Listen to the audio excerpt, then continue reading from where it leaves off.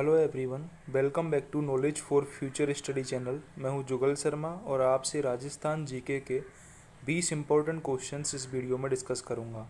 अगर आप हमारे चैनल पर नए हो तो चैनल को सब्सक्राइब जरूर कर दें, बेल आइकन को जरूर दबाएं। पहला क्वेश्चन है, परमाणु विद्युत परियोजना वाला राज्य कौन सा है? ऑप्शंस हैं कोटा, नांगल, कोरबा और कलपक्कम। तो करेक्ट आंसर है इसका कोटा। राजस्थान के कोटा के रावत भाटा यहाँ पर परमाणु बिजली घर है। फर्स्ट ऑप्शन कोटा करेक्ट है। ऊर्जा संकट दूर करने में जो शक्ति का साधन राजस्थान में अधिक उपयोगी सिद्ध हो सकता है वह कौन सा है? ऑप्शंस है ताप विद्युत, अणु शक्ति, जल विद्युत एंड बायोगैस। तो करेक्ट आंसर है इसका बायोगैस। इनमें से ताप विद्युत के लिए चाहिए होता है कोयला, जो कि राजस्थान में अच्छा किस्म का कोयला नहीं है प्रचुर मात्रा में। जल विद्युत के लिए पानी चाहिए होता है, तो चंबल के अलावा और माही और बनास के अलावा कोई नित्य बही नदी नहीं है, ज़्यादा पानी नहीं है राजस्थान में। अणु शक्ति के लिए यूरेनियम चाहिए और यूरेनियम भी राजस्थान के पास नहीं है। तो ऐसे में जो ऑप्शन बचता है वो है बायोगैस। बायोगैस अधिक उपयोगी सिद्ध हो सकता है ऊर्जा संकट को दूर करने के लिए। प्राकृतिक गैस आधारित ऊर्जा परियोजना निम्न में से किस स्थान पर है? धौलपुर, जालिप्पा, रामगढ़, भिवाड़ी। तो करेक्ट आंसर है इसका रामगढ़। रामगढ़ में प्राकृतिक गैस आधारित ऊर्जा परियोजना है। यहाँ पर पाइपलाइन के थ्रू गैस पहुँचाई जाती है। वह स्थान जिसका आणविक शक्ति उत्पादन से संबंध नहीं है। ऑप्शंस है कलपक्कम, काकरापुर, कोटा और काकीनाडा। तो करेक्ट आंसर है इसका काकीनाडा। यहाँ पर कोई परमाणु विद्युत उपक्रम नहीं है। कोटा में रावतभाटा में है, कलपक्कम और काकरापुर। कलपक्कम तमिलनाडु में है, यहाँ पर भी परमाणु ऊर्जा संयंत्र है। तो काकीनाडा में कोई भी आणविक शक्ति उत्पादन से इसका संबंध नहीं है। राज्य का एकमात्र परमाणु विद्युत गृह कौन सा है? तो राज्य का एकमात्र परमाणु विद्युत गृह है रावतभाटा, चित्तौड़गढ़, जो कि मैं बार बार कोटा का जिक्र कर रहा था। तो कोटा के पास ही पड़ता है ये रावतभाटा। ठीक है, तो रावतभाटा वैसे चित्तौड़गढ़ में पड़ता है लेकिन कोटा के पास ही पड़ता है, इसलिए कोटा भी करेक्ट होता है ऑप्शन में। ठीक है, अगला है, जैसलमेर के किस क्षेत्र में हीलियम गैस मिली है? ऑप्शंस हैं मनहारी टिब्बा, घोटारू, तानोट और पोखरण। तो करेक्ट आंसर है इसका घोटारू। घोटारू में हीलियम गैस मिली है, तो नाम याद रखना है आपको, घोटारू। सेकंड ऑप्शन करेक्ट है। राज्य में क्षेत्रीय बायोगैस केंद्र की स्थापना कहाँ पर की गई है? ऑप्शंस हैं जयपुर, जैसलमेर, जोधपुर और बाड़मेर। तो करेक्ट आंसर है इसका जोधपुर। जोधपुर में क्षेत्रीय बायोगैस केंद्र की स्थापना की गई है। थर्ड ऑप्शन जोधपुर करेक्ट है। भारत में प्रथम आणविक विस्फोट कब हुआ था?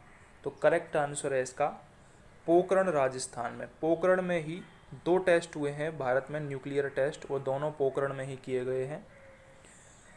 कोटा थर्मल पावर स्टेशन की कुल क्षमता क्या है? ऑप्शंस है 850 मेगावाट, 210 मेगावाट, 450 मेगावाट और 391 मेगावाट।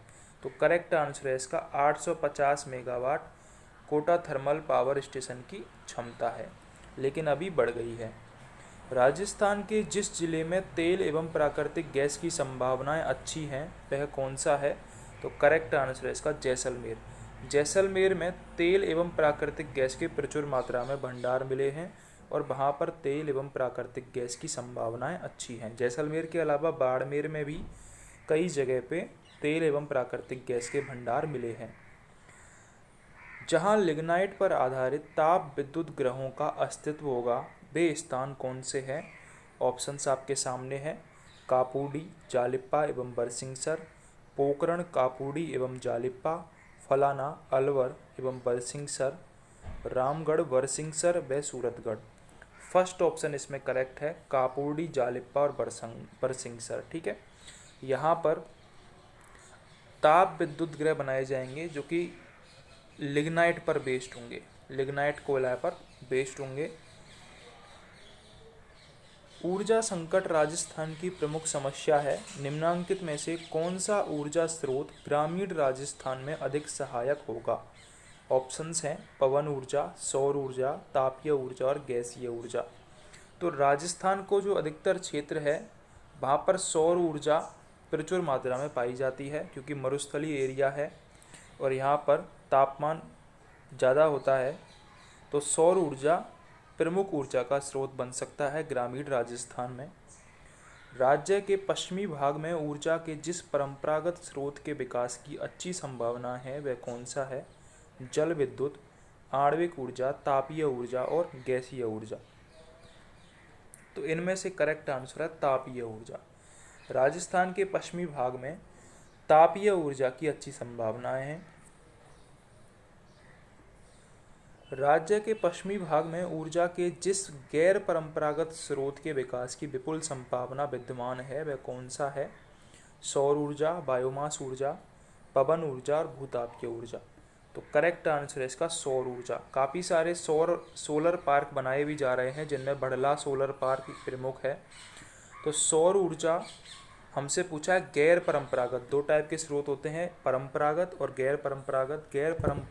परंपरागत में वो आते हैं जिन्हें हम दोबारा से जनरेट कर सकते हैं और जो ख़त्म नहीं होते हैं, जैसे कि कोयला हुआ, इसका एक बार यूज कर लिया तो आप दोबारा एनर्जी जनरेट नहीं कर सकते। ऐसे सोलर जो एनर्जी होती है उसको हम सूर्य की ऊर्जा से, सूर्य की रोशनी से होती है और ये ख़त्म नहीं होती है, ठीक है।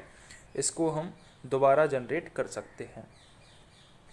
केंद्रीय सरकार द्वारा संचालित विद्युत परियोजनाओं में से राज्य को आवंटित होने वाली ऊर्जा की उपलब्धि सबसे अधिक किस राज्य से होती है? ये अच्छा क्वेश्चन है, आपके एग्जाम में पूछा जा सकता है, ठीक है। यानी कि किस राज्य से हमको सर्वाधिक ऊर्जा प्राप्त होती है? ऑप्शंस हैं मध्य प्रदेश, उत्तर प्रदेश, हिमाचल प्रदेश और जम्मू कश्मीर। तो करेक्ट आंसर है इसका उत्तर प्रदेश। यूपी से सबसे अधिक ऊर्जा हमें प्राप्त होती है केंद्र सरकार द्वारा संचालित विद्युत परियोजनाओं में से। राजस्थान में केंद्रीय सरकार द्वारा संचालित गैस तापीय परियोजना कौन सी है? ऑप्शंस है सूरतगढ़, रामगढ़, अंता और मथानिया। इनमें से करेक्ट आंसर है मथानिया। जो मथानिया परियोजना है वो राजस्थान में केंद्रीय सरकार द्वारा संचालित गैस तापीय परियोजना है। फोर्थ ऑप्शन मथानिया करेक्ट है। प्रस्तावित राहू घाट जल विद्युत परियोजना जिस जिले से संबंधित है वह कौन सा है? इंपॉर्टेंट क्वेश्चन है ये। प्रस्तावित राहू घाट जल विद्युत परियोजना करौली जिले से संबंधित है। फोर्थ ऑप्शन करौली करेक्ट है। नाम याद रखना है आपको, राहू घाट जल विद्युत परियोजना ये प्रस्तावित परियोजना है जो कि करौली जिले से संबंधित है। प्रस्तावित जाखम लघु पन विद्युत परियोजना जिस जिले से संबंधित है वह कौन सा है? तो करेक्ट आंसर है इसका Chittorgarh. First option Chittorgarh correct है। जाखम लघु पन विद्युत परियोजना। रामगढ़ गैस तापीय विद्युत गृह को गैस की आपूर्ति कहाँ से की जाती है? मनीहेरा टिब्बा क्षेत्रों से, तनोट क्षेत्र से, मग्गा की ढाणी क्षेत्र से, फर्स्ट और सेकंड दोनों क्षेत्रों से। इसका जो करेक्ट आंसर है वो फर्स्ट और सेकंड दोनों क्षेत्रों से, यानी कि मनीहारी टिब्बा क्षेत्र से और तनोट क्षेत्र से। यहाँ से रामगढ़ गैस तापीय विद्युत गृह को गैस की आपूर्ति की जाती है। कापुर्डी और जालिपा में विद्युत उत्पादन कैसा होगा? तो करेक्ट आंसर होगा इसका लिग्नाइट से। अभी आया था कुछ देर पहले ऑप्शन में कापुर्डी, जालिपा और इसके साथ एक और था बरसिंगसर, ठीक है। इन तीनों जगह पर लिग्नाइट से विद्युत का उत्पादन होगा, लिग्नाइट से विद्युत का उत्पादन होगा। अगर आपको वीडियो हेल्पफुल लगी हो तो चैनल को सब्सक्राइब ज़रूर कर दें, बेल आइकन को ज़रूर दबाएं। हेलो एवरीवन, मैं जुगल शर्मा राजस्थान जीके के क्वेश्चंस आपसे इस वीडियो में डिस्कस करूंगा। अगर आप चैनल पर नए हो तो चैनल को सब्सक्राइब ज़रूर कर दें। पहला क्वेश्चन है, झालावाड़ के शीतलेश्वर महादेव मंदिर के संदर्भ में निम्न में से कौन सा कथन सत्य है? ऑप्शंस हैं, यह राजस्थान के तिथियुक्त देवालयों में सबसे प्राचीन है, करेक्ट है ये ऑप्शन। इस मंदिर का निर्माण राजा दुग्गरगण के सामंत बापक ने 7वीं शताब्दी में किया था, ये भी करेक्ट है। चंद्रभागा नदी के तट पर स्थित इस मंदिर को चंद्रमौलीश्वर का मंदिर भी कहा जाता है। ये जो ऑप्शन है ये इम्पोर्टेंट है, ये आ सकता है। पहली बात तो चंद्रभागा नदी के तट पर स्थित है ये शीतलेश्वर महादेव का मंदिर, और इसे चंद्रमौलीश्वर का मंदिर भी कहा जाता है। ठीक है, तो ये आपको याद रखना है। चंद्रभागा नदी कहाँ पर है? झालावाड़ में, ये भी आपको याद रखना है। झालरापाटन के वैष्णव मंदिर पद्मनाभ मंदिर को कर्नल जेम्स टॉड द्वारा क्या कहा गया है? तो करेक्ट आंसर है इसका पीले संगमरमर का मंदिर कहा गया है। पीले संगमरमर का मंदिर कहा गया है। झालरापाटन में वैष्णव मंदिर है पद्मनाभ मंदिर, जिसे 7 सहेलियों का मंदिर भी कहा जाता है, लेकिन कर्नल जेम्स टॉड ने इसे पीले संगमरमर का मंदिर कहा है। सेकंड ऑप्शन करेक्ट है। अगला क्वेश्चन है, विनोदी राम बालचंद की हवेली कहाँ स्थित है? तो झालावाड़ में विनोदी राम बालचंद की हवेली स्थित है। सेकंड ऑप्शन करेक्ट है। नवलखा किला, गागरोन का किला, मनोहर थाना किला व गढ़ पैलेस कहाँ स्थित है? तो ये झालावाड़ में है। ठीक है, आपको याद रखना है, गागरोन का किला झालावाड़ में है, मनोहर थाना किला, गढ़ पैलेस और नवलखा किला ये सब झालावाड़ में है। ठीक है। 1921 में झालावाड़ के शासक भवानी सिंह द्वारा निर्मित भवानी नाट्यशाला किस शैली में बनी है? कच्छप घात, Anglo Indian, Parsi opera, Dravid. तो करेक्ट आंसर है पारसी ओपेरा शैली में। झालावाड़ के शासक थे भवानी सिंह, उन्होंने भवानी नाट्यशाला की स्थापना की थी 1921 में। सिटी ऑफ वेल्स, घंटियों का शहर किसे कहा जाता है? ये इंपॉर्टेंट क्वेश्चन है, आ सकता है, फेमस भी है। सिटी ऑफ वेल्स झालरापाटन को कहा जाता है। ठीक है, घंटियों का शहर झालरापाटन को कहा जाता है। अगला है, संत मीठे शाह की दरगाह कहाँ स्थित है? ये क्वेश्चन भी काफ़ी बार पूछा गया है। ठीक है, ये आपको याद रखना है। संत मीठे शाह की दरगाह है गागरोन के दुर्ग में, झालावाड़ में। संत मीठे शाह की दरगाह गागरोन का दुर्ग, झालावाड़। कौलवी की बुद्ध गुफाएं व स्तूप राज्य के किस जिले में स्थित हैं? तो करेक्ट आंसर है इसका झालावाड़। जो कौलवी की बुद्ध गुफाएं हैं व स्तूप हैं वो राज्य के झालावाड़ जिले में स्थित हैं। ठीक है। अगला क्वेश्चन है, नागेश्वर पार्श्वनाथ तीर्थ झालावाड़ में कहाँ स्थित है? तो करेक्ट आंसर है इसका चौमहला।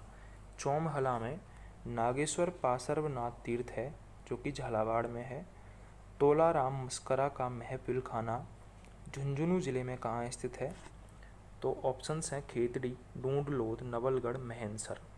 तो महेंसर नामक जगह पर तोलाराम मस्करा का महफिल खाना है जो कि झुंझुनू जिले में है। शेखावटी क्षेत्र का सिरमौर जिला कहा जाता है? तो करेक्ट आंसर है इसका झुंझुनू। शेखावटी क्षेत्र का जो सिरमौर जिला है वो झुंझुनू को कहा जाता है। रानी सती का मंदिर कहाँ स्थित है? झुंझुनू में रानी सती का मंदिर स्थित है।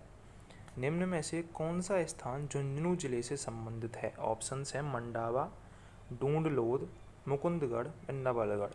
तो करेक्ट आंसर है इसका चारों ही स्थान झुंझुनू जिले से संबंधित हैं। मंडावा, मुकुंदगढ़, डूंडलोद और नवलगढ़ ये चारों झुंझुनू जिले से संबंधित हैं। अगला हमारा क्वेश्चन है, झुंझुनू का खेतड़ी नगर भारत की ताम्र नगरी के नाम से भी जाना जाता है। तो क्योंकि झुंझुनू के खेतड़ी में तांबे की खानें हैं इसलिए झुंझुनू को ताम्र नगरी के नाम से जाना जाता है। पन्नालाल साहा का तालाब कहाँ स्थित है?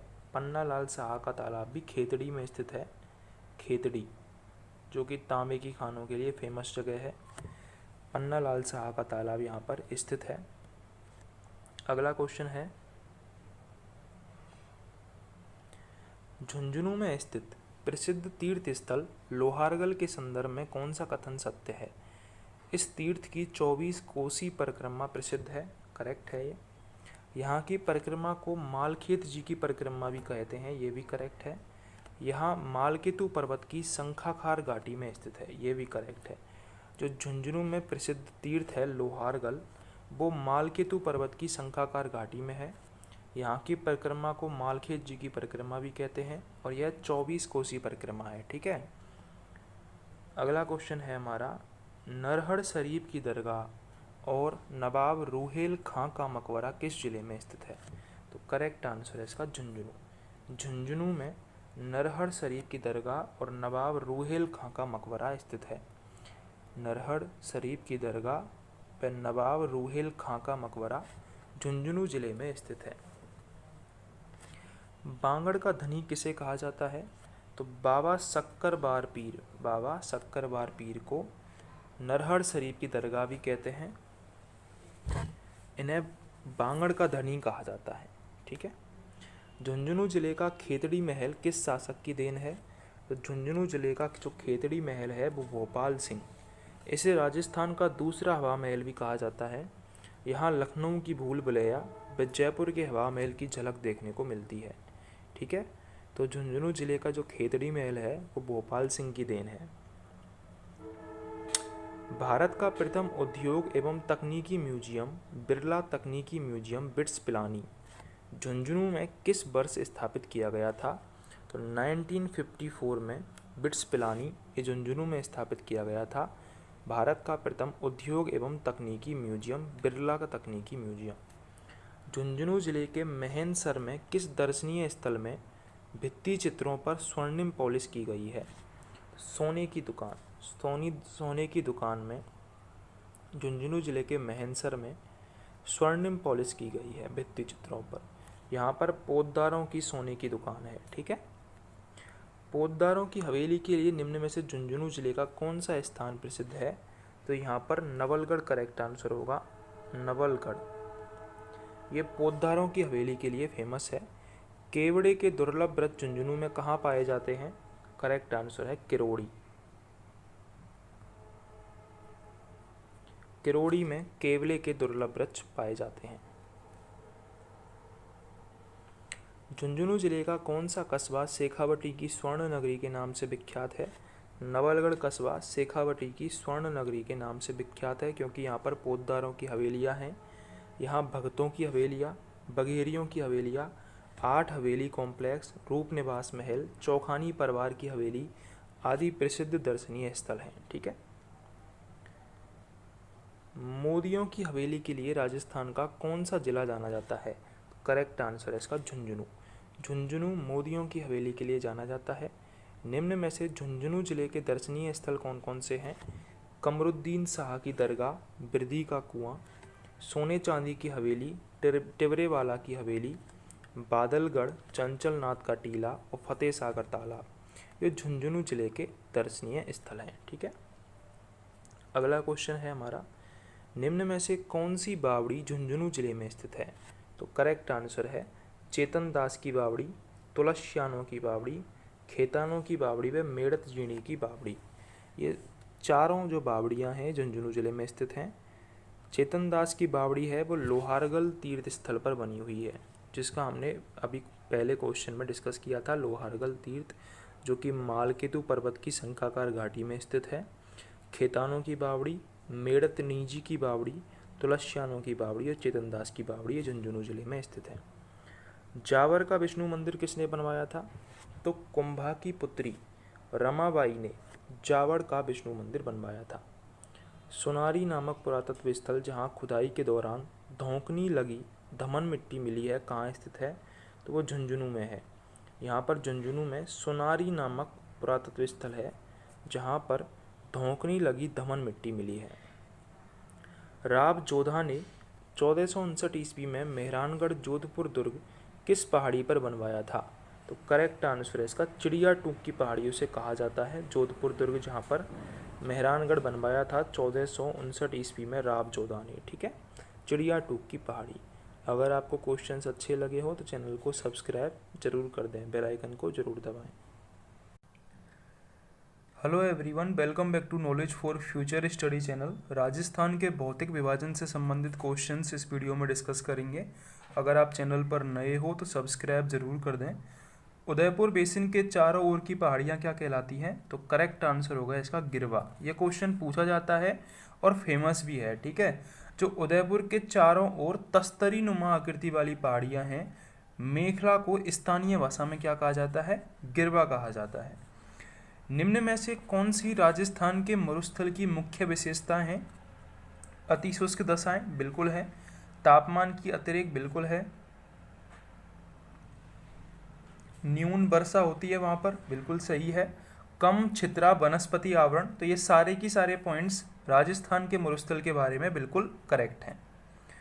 विशाल सीमा भ्रंश राजस्थान के किस भाग में स्थित है? तो राजस्थान के पूर्वी एवं दक्षिण पूर्वी भाग में, जहाँ पर बूंदी और सवाई माधोपुर है।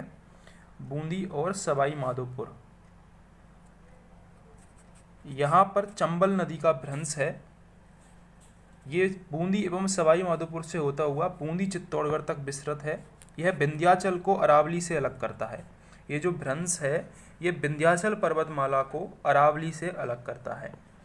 बनास मैदान के संदर्भ में निम्नलिखित कथनों में से सत्य कथन कौन सा है? यह मैदान कृषि के लिए अनुपयुक्त है, बिल्कुल गलत है। बनास का मैदान कृषि के लिए उपयुक्त है। इसकी औसत समुद्र तल से ऊंचाई 150 से 300 मीटर है, ये सत्य कथन है बनास के मैदान के बारे में। इसकी ढाल है वो पूर्व की ओर है, ठीक है, ढाल पूर्व की ओर है, ना कि पश्चिम की ओर। यह जलोढ़ मृदा का जमाव पाया जाता है, ये बिल्कुल सत्य कथन है। यहाँ पर जलोढ़ मृदा पाई जाती है और जो जलोढ़ मृदा होती है वहाँ पर खेती के लिए वो उपयुक्त होती है। तो फर्स्ट ऑप्शन तो इसलिए गलत हो जाएगा क्योंकि जलोढ़ मृदा पाई जाती है। जलवायु की दृष्टि से ये जो प्रदेश है ये उष्ण आर्द्र है। कैसा है? उष्ण आर्द्र प्रदेश है बनास के मैदान वाला। और यहाँ पर लगभग 65 सेमी एवरेज वर्षा होती है। एवरेज वर्षा यहाँ पर कितनी होती है बनास के मैदान में? 65 सेमी वर्षा होती है। इसकी ऊंचाई है 150 से 300 मीटर। उत्खात स्थलाकृति विशेषता है, तो ये करेक्ट आंसर है चंबल बेसिन की। चंबल बेसिन की विशेषता है उत्खात स्थलाकृति। अगला क्वेश्चन हमारा किससे संबंधित है? एक तरफ हमको पर्वत शिखर दे रखा है, दूसरी तरफ जिला दे रखा है। तो एक तरफ हमको पर्वत शिखर दे रखा है खो, जो कि कहाँ पर स्थित है? जयपुर में स्थित है, खो दरीबा क्षेत्र। अचलगढ़ ये सिरोही में स्थित है, अचलगढ़ पर्वत। कमलनाथ ये उदयपुर में है। बवाई पर्वत झुंझुनू में है। ये सारे नाम आपको याद रखने हैं। जो भी क्वेश्चन मैं बता रहा हूँ वो प्रीवियस ईयर परीक्षाओं में आए हुए हैं और इम्पोर्टेंट क्वेश्चन हैं। तो खो नामक जो पर्वत है वो जयपुर में, अचलगढ़ सिरोही में पाया जाता है, कमलनाथ उदयपुर में स्थित है और बवाई झुंझुनू में स्थित पर्वत का नाम है। मेरवाड़ा की पहाड़ियाँ निम्नांकित भौतिक उप इकाइयों में से किसका उपविभाजन है? तो जो मेरवाड़ा की पहाड़ियाँ हैं वो मध्य अरावली श्रेणी में आती हैं। रामगढ़ पहाड़ी किस जिले में है? ये बारां में स्थित है, रामगढ़ पहाड़ी। राजस्थान में उत्तरी अरावली श्रेणी की सर्वोच्च चोटी कौन सी है? तो उत्तरी अरावली श्रेणी की सर्वोच्च चोटी है राजस्थान में रघुनाथगढ़, जो कि कहाँ पर है? सीकर में है, ठीक है। रघुनाथगढ़ कहाँ पर स्थित है? रघुनाथगढ़ सीकर में स्थित है।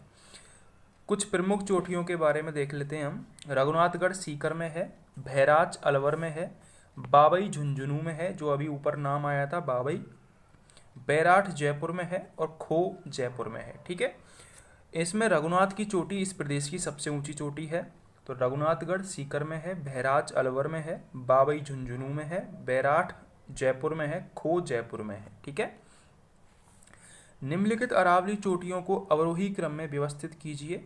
अवरोही क्रम में देखते हैं, सबसे पहले ऋषिकेश सबसे ऊंची है, उसके बाद सज्जनगढ़ उदयपुर, उसके बाद गोगुंदा उदयपुर, उसके बाद आती है भानगढ़। भानगढ़ कहाँ पर है? अलवर में, ठीक है। तो भानगढ़ की चोटी इतनी ऊंची नहीं है, तो ऋषिकेश सबसे फर्स्ट पे, उसके बाद सज्जनगढ़, उसके बाद गोगुंदा, उसके बाद भानगढ़। अवरोही क्रम हमसे पूछा था। निम्नलिखित में से कौन सा पठार माउंट आबू पर्वत स्थल से 8 किलोमीटर दूर गुरु शिखर चोटी के नीचे स्थित है? इंपॉर्टेंट क्वेश्चन है। तो गुरु शिखर चोटी के नीचे कौन सा पठार है? उसे बोला जाता है भोराट का पठार, ठीक है। क्वेश्चन ये भी आता है कि भोराट का पठार कहाँ से कहाँ तक फैला हुआ है? तो आपको याद रखना है गोगुंदा की पहाड़ियों से लेकर कुंभलगढ़ तक की पहाड़ियों के जो स्थान है उसको क्या बोला जाता है? भोराट का पठार बोला जाता है। गोगुंदा कहाँ पर है? उदयपुर में है। कुंभलगढ़ राजसमंद में है। तो गोगुंदा से लेके और जो कुंभलगढ़ तक की जो पहाड़ियाँ हैं, पठारी भाग है, उसको भोराट का पठार कहा जाता है। निम्न में से कौन सा एक मरुस्थलीकरण का कारण नहीं है? कठोर मौसमी परिस्थितियाँ, बढ़ती आबादी, वनोन्मूलन, अम्लीय भूमि का प्रयोग करना। तो इनमें से फोर्थ ऑप्शन आपको दिख भी रहा होगा, फोर्थ ऑप्शन मरुस्थलीकरण का एक कारण नहीं है। अगला क्वेश्चन क्या है? घग्गर का दोआब मैदान। पहली बात तो यही याद रखना है कि दोआब मैदान कौन सा है? घग्गर नदी के मैदान को दोआब मैदान बोलते हैं। राजस्थान के हनुमानगढ़ व श्रीगंगानगर जिलों में पाया जाता है। यह निम्नलिखित किन दो नदियों के निक्षेपण से बना है? तो जो घग्गर का दोआब मैदान है वो घग्गर और सतलज नदियों के मिश्रण से बना है, निक्षेपण से बना है। घग्गर और सतलज नदी, ठीक है, इन दोनों के कारण बना है घग्गर का दोआब मैदान। राजस्थान के कौन से जिले में उड़िया पठार है? तो आपको याद रखना है उड़िया पठार कहाँ पर है? सिरोही में, ठीक है, सबसे ऊंचा पठार है राजस्थान का ये उड़िया पठार। अब हम देख लेते हैं कुछ भौतिक विभाग हैं, उनके शैल समूह दे रखे हैं और धरातलीय लक्षण दे रखे हैं। तो दक्षिण पूर्वी पठार ये आर्कियन विंध्यन क्रम का है, गोंडवाना लैंड का विस्तृत भूभाग है ये। पश्चिमी के जो बालू का मैदान है वो राइलो क्रिटेसस क्रम के हैं और तैतीस सागर के अवशेष माने जाते हैं। अरावली पर्वतमाला अरावली दिल्ली क्रम का है और प्राचीनतम बलित पर्वत श्रेणी है ये। तो ये तीनों आपको याद रखने थे। दक्षिण पूर्वी पठार आर्कियन विंध्यन क्रम का है, गोंडवाना लैंड का ये विस्तारित भाग है। पश्चिमी के जो बालू का मैदान है वो राइलो क्रिटेसस क्रम के हैं और 33 सागर के अवशेष हैं। अरावली जो पर्वतमाला है वो अरावली दिल्ली क्रम की है और प्राचीनतम बलित पर्वत श्रेणी है।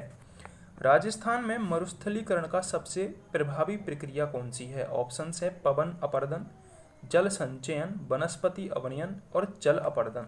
तो करेक्ट आंसर है इसका वनस्पति का अवनयन। राजस्थान में वनस्पति का अवनयन हो रहा है, कमी हो रही है, उसके कारण मरुस्थलीकरण ज्यादा है। अरावली पर्वत के संबंध में गलत तथ्य की पहचान करनी है। यह विश्व के प्राचीनतम पर्वतों में से एक है, बिल्कुल सही बात है ये। इसकी कुल लंबाई 820 किलोमीटर है, जो कि बिल्कुल गलत है। इसका अधिकांश विस्तार राजस्थान राज्य में है, ये सही है बिल्कुल।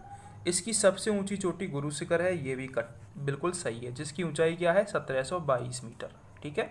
तो 3 पॉइंट इसके सही हैं कि इसका विस्तार राजस्थान में है, सबसे ऊंची चोटी गुरु शिखर है, प्राचीनतम पर्वत है, लेकिन इसकी लंबाई 820 किलोमीटर नहीं है।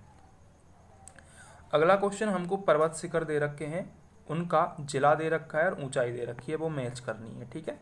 जो बाबाई पर्वत शिखर है वो झुंझुनू में है, तीसरी बार आ चुका है अब तक वीडियो में। तो बाबाई पर्वत झुंझुनू में है और इसकी ऊंचाई है 780 मीटर, ये भूलना नहीं है आपको बाबाई पर्वत, ठीक है। तारागढ़ अजमेर में है, जिसकी ऊंचाई 873 मीटर है। सायरा ये 900 मीटर इसकी ऊंचाई है और दक्षिणी पश्चिमी अरावली में आती है ये सायरा। रोजा भाकर ये 730 मीटर में है जालौर। इसराना भाकर, रोजा भाकर दोनों जालौर में पड़ती हैं, दोनों आपको याद रखनी है। दूसरी कौन सी बता रहा था मैं? इसराना भाकर, इसराना भाकर। तो भाकर आते ही आपको समझ जाना जालौर में, ठीक है। अगला क्वेश्चन है, निम्नलिखित में से कौन सी विशेषता थार के मरुस्थल से संबंधित नहीं है? यहाँ शुष्क एवं अर्धशुष्क जलवायु है, बिल्कुल सत्य कथन है। यहाँ रेतीली मिट्टी पाई जाती है, बिल्कुल सत्य कथन है।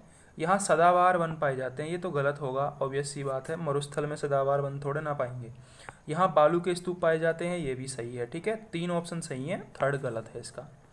राजस्थान का कौन सा भौगोलिक अंचल मालवा के पठार का विस्तार है? तो मैंने आपको काफ़ी बार बता चुका हूँ, ये मालवा के पठार का हिस्सा राजस्थान में हाड़ौती का पठार है, ठीक है।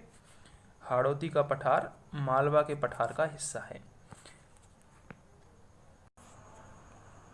हेलो एवरीवन, मैं हूं जुगल शर्मा। राजस्थान जीके के इम्पोर्टेंट क्वेश्चंस आपसे इस वीडियो में डिस्कस करूंगा। अगर आप चैनल पर नए हो और अभी तक आपने चैनल को सब्सक्राइब नहीं किया है तो चैनल को सब्सक्राइब जरूर कर दें। पहला क्वेश्चन है, रामनवमी मनाई जाती है क्वार में, कार्तिक में, आश्विन में और चैत्र में। तो करेक्ट आंसर है इसका 4th ऑप्शन, चैत्र माह में रामनवमी मनाई जाती है, ठीक है। गणेश चतुर्थी कौन से माह में मनाई जाती है? तो गणेश चतुर्थी इनमें से भाद्रपद माह में गणेश चतुर्थी मनाई जाती है, ठीक है। दोनों ही इंपॉर्टेंट क्वेश्चन है, रामनवमी चैत्र माह में और गणेश चतुर्थी भाद्रपद माह में।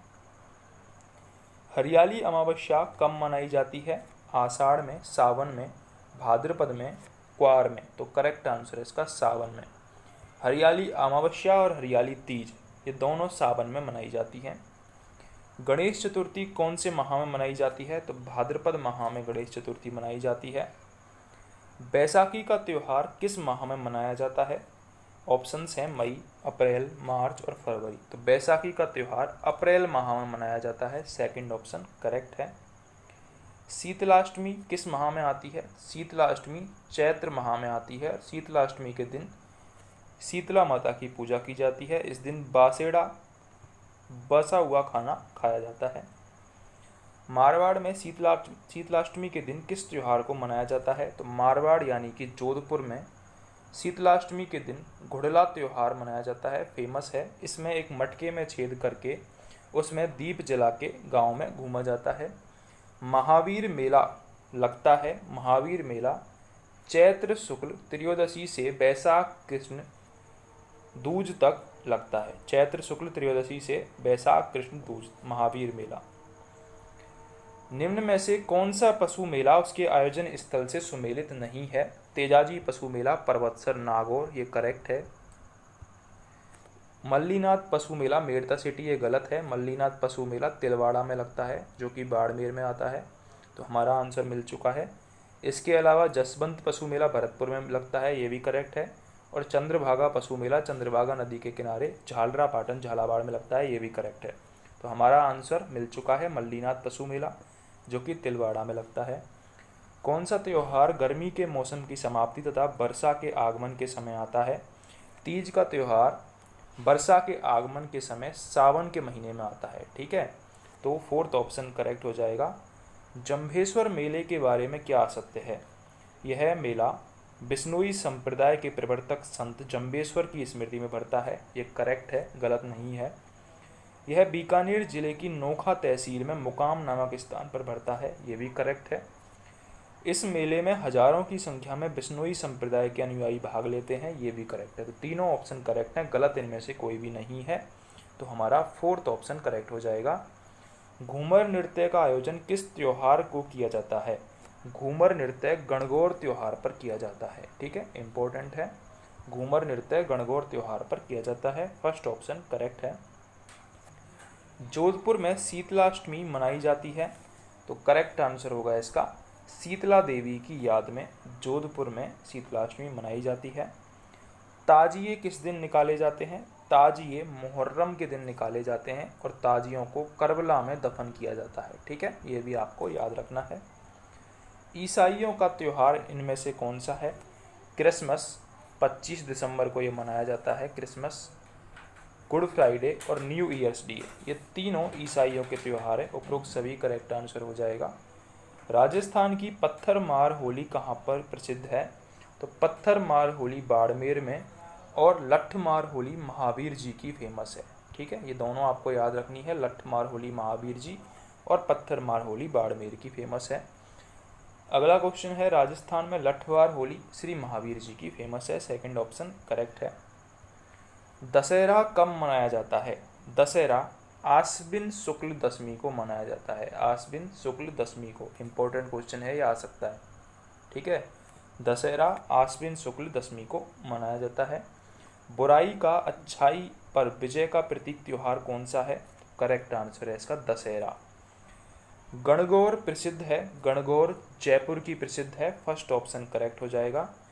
किस त्योहार के बाद कोई त्योहार नहीं आता है? करेक्ट आंसर होगा गणगौर।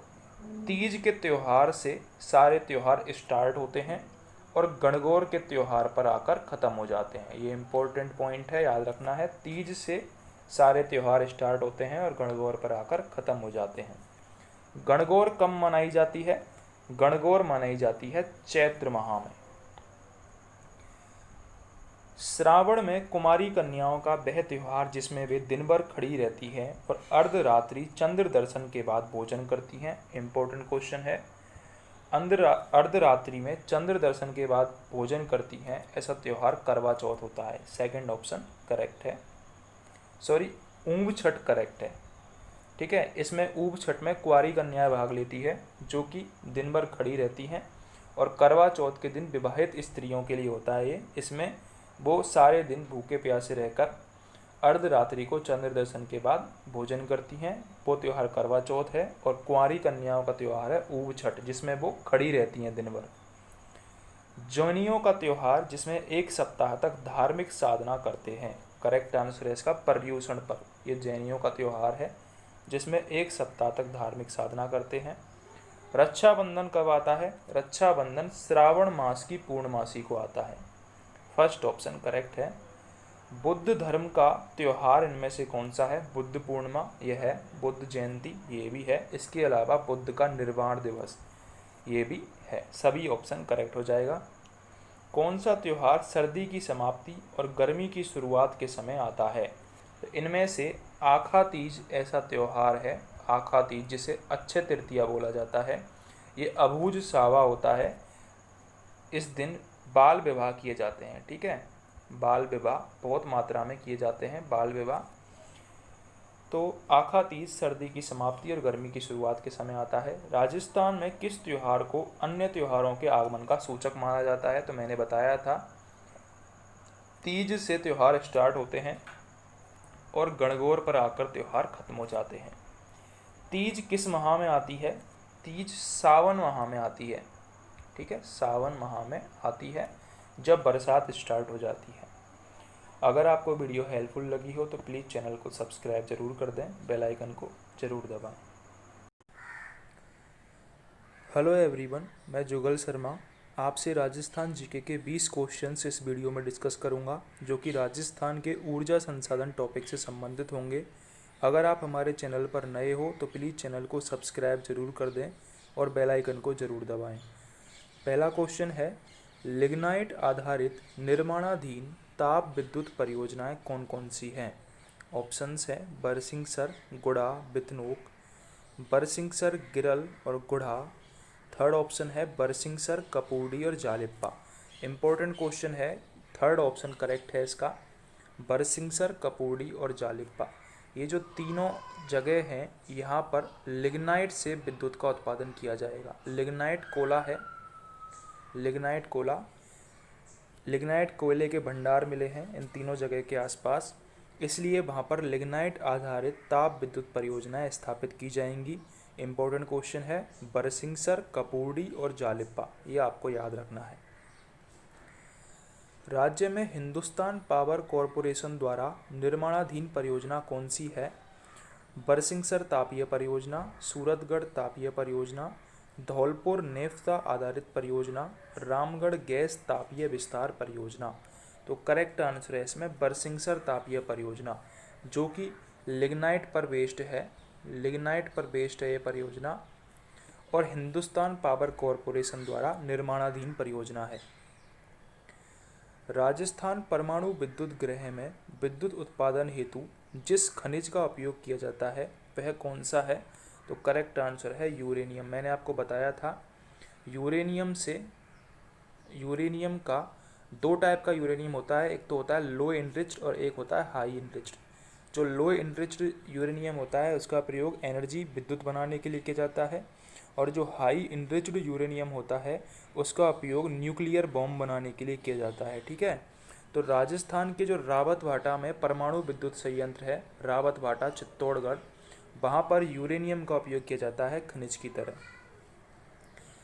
राजस्थान में भारी पानी का निर्माण कहाँ पर होता है? जब यूरेनियम से विद्युत बनाने की बात होती है तो भारी पानी का भी जिक्र आता है, क्योंकि जो भारी पानी है वो मंदक की तरह काम करता है और भारी पानी का जो निर्माण है राजस्थान में वो किया जाता है रावतभाटा में। फर्स्ट ऑप्शन करेक्ट है।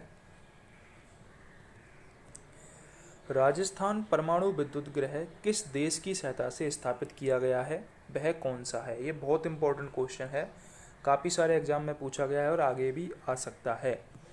जो राजस्थान परमाणु विद्युत गृह है वो कनाडा की सहायता से स्थापित किया गया है। फोर्थ ऑप्शन कनाडा करेक्ट है। राजस्थान परमाणु विद्युत गृह कनाडा की सहायता से स्थापित किया गया है। प्रस्तावित मथानिया सौर ऊर्जा परियोजना से संबंधित जिला कौन सा है?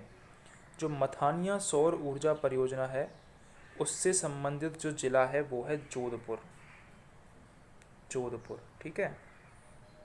फोर्थ ऑप्शन करेक्ट है, मथानिया सौर ऊर्जा परियोजना जोधपुर। राजस्थान का पहला सौर ऊर्जा विद्युतीकृत गांव कौन सा है? ऑप्शंस हैं नया गांव, मथानिया, बीसलपुर, पुंगल। तो करेक्ट आंसर है इसका नया गांव। सौर ऊर्जा विद्युतीकृत गांव है ये राजस्थान का पहला ऐसा गांव है जो कि सौर ऊर्जा से विद्युतीकृत है, नाम है नया गांव। प्रति व्यक्ति विद्युत के उपभोग की दृष्टि से राजस्थान का देश में कौन सा स्थान है? ऑप्शंस आपके सामने है स्क्रीन पर। करेक्ट आंसर है इसका 10वां स्थान है प्रति व्यक्ति उपभोग के मामले में राजस्थान का, विद्युत के उपभोग के मामले में। ग्रामीण विद्युतीकरण की दृष्टि से राजस्थान का देश में कौन सा स्थान है? तो राजस्थान का 5वां स्थान है ग्रामीण विद्युतीकरण की दृष्टि से।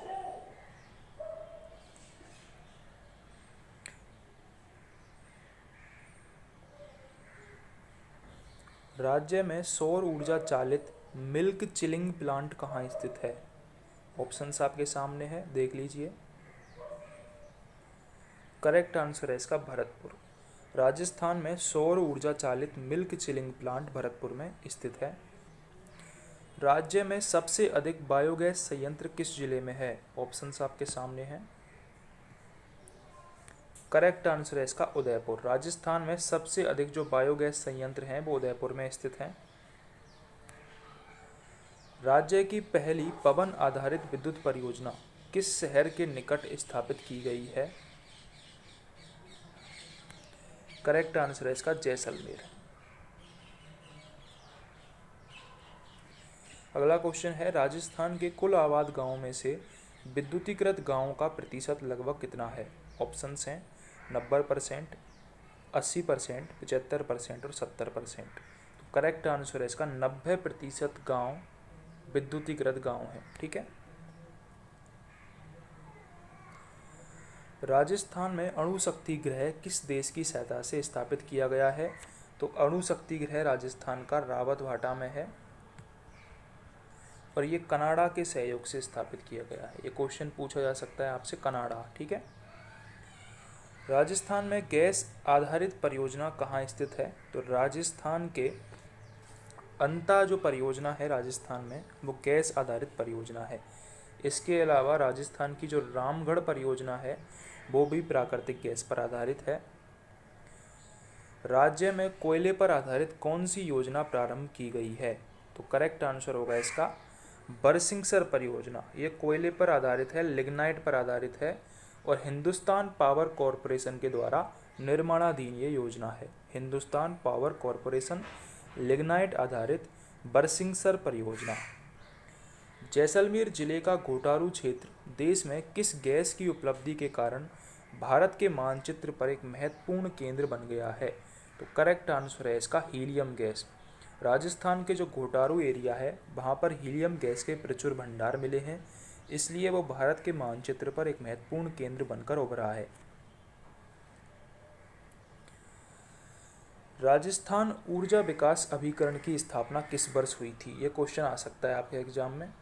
राजस्थान ऊर्जा विकास अभिकरण की जो स्थापना थी वो हुई थी 1985 में। 1985 में राजस्थान ऊर्जा विकास अभिकरण की स्थापना हुई थी।